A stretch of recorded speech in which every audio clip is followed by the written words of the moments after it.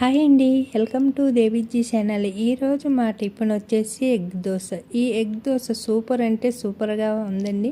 చాలా టేస్టీగా ఉంది. ఇంకా మన నోటికి ఏమి తినాలని అనిపించినప్పుడు టిఫిన్ కూడా చేయాలని అనిపించదు కదా, అలాంటప్పుడు ఇలా ఎగ్ దోశ వేసుకుంటే చాలా ఇష్టంగా తినేస్తారు. ఈ ఎగ్ దోశతో చట్నీతో ఏదైనా మీకు నచ్చిన చట్నీతో అయితే తినేయచ్చు. మరి దీనికి కావాల్సినవి మనం దోశల పిండి 2 ఎగ్స్ని అయితే తీసుకున్నాను. నేను ముందుగా ఒక దోశల పెనం తీసుకుని స్టవ్ పై పెట్టి స్టవ్ ఆన్ చేసుకుని పెనం ఎక్కిన తర్వాత దోశల పిండిని ఇలా దోశల్లాగే వేసుకున్నాను. చూడండి, ఇక్కడ నాకు ఫాస్ట్గా అవ్వాలని చెప్పేసి పిండి అనేది సమంగా పరుచుకోవడానికి బాగా రావాలని చెప్పి నేను ఒక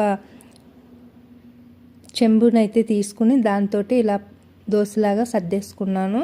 అలానే ఒక గుడ్డు పగలగొట్టి ఇలా దీనిపైన వేసుకుని చుట్టూ నూనె అయితే వేసుకున్నానండి. చూడండి, ఈ గుడ్డు మిశ్రమాన్ని ఈ దోశకు మొత్తము వచ్చేటట్టు మనము ఇలా చేసుకోవాలి. చాలా ఈజీగా బయట కొనే కంటే మన ఇంట్లో చేసి పెట్టుకుంటే పిల్లలు కూడా చాలా ఇష్టంగా తింటారు. అంతేకాదు మనం కూడా చాలా హెల్తీ ఫుడ్ కదా ఇది. మరి అంతేకాకుండా కొంచెంమంది పిల్లలు గుడ్డు ఇష్టపడరు. అలాంటి వాళ్ళ కోసం ఇలా చేసుకోవచ్చు. రోజు మనము ఉరుకులు పరుగులు జీవితం కదా, ఆఫీసులకంటూ పిల్లలు స్కూల్కంటూ చేయడానికి టైం ఉండదు. అలాంటప్పుడు మనము ఇలా ఈ సండే అప్పుడైనా మనం నిమ్మలంగా ఇలా చేసుకుని మనకి ఇష్టమైన ఫుడ్ని ఇలా తీసుకోవచ్చు. చూడండి, నేనైతే ఈజీగా ఎలా అయితే చేసుకుంటున్నానో అలా చేయండి.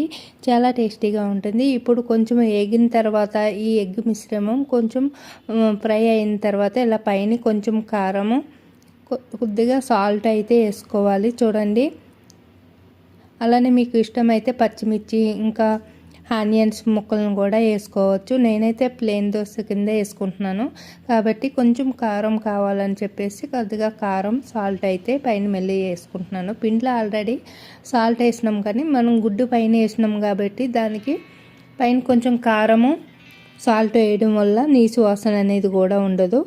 ఇంకా నీసు వాసన రావద్దు అంటే ఇలా రెండో సైడ్ కూడా కాల్చుకోవాలి. మనము ఎగ్ ఇష్టపడే వాళ్ళు అయితే ఇంకా ఒక సైడ్ కాల్చుకుని ఇలా తీసేసుకోవచ్చు బాగా కాలిన తర్వాత. నేనైతే ఇలా నిమ్మలంగా బాగా దోశ అనేది వేగిన తర్వాత సెకండ్ చూడండి, ఇక్కడ చూపిస్తున్నట్టు దోశ అయితే చాలా బాగా కలర్ఫుల్గా కాలింది.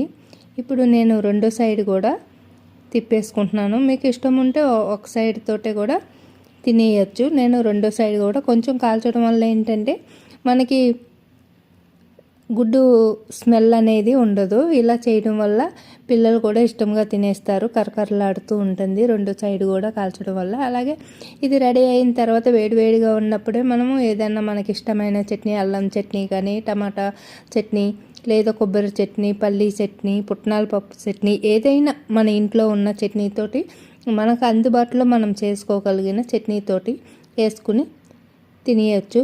వేడిగా 2 దోశలు తింటే చాలు, కడుపు నిండిపోతుంది. అంతేకాదు ఇంకా ఎగ్ కూడా హెల్త్కి చాలా మంచిది కదా. మరి మేమైతే ఈరోజు సండే ఇలా అయితే ఎగ్ దోశ అయితే చేసుకున్నాము.